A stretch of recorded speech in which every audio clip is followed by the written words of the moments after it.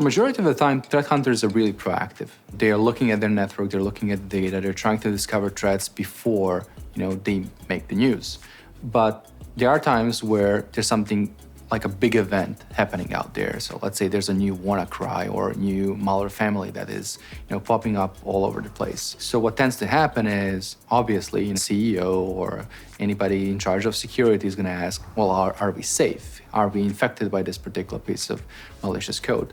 And how do you actually do that, right?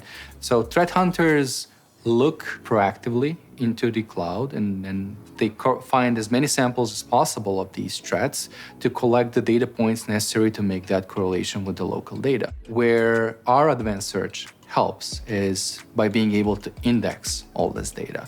So we created a large index. We have more than 500 different keywords, which are common traits for these files. Think about them as certificate serial numbers, version info, things like product name, company name, different properties of different file formats, even function names are indexed. So if there's something really unique about that particular threat, and then can be correlated, and usually can be correlated to these 500 different keywords that we created, then it's really easy to pick that as a keyword and do an advanced search against the local data set and see, are there any samples in my local collection which might be this particular malware threat?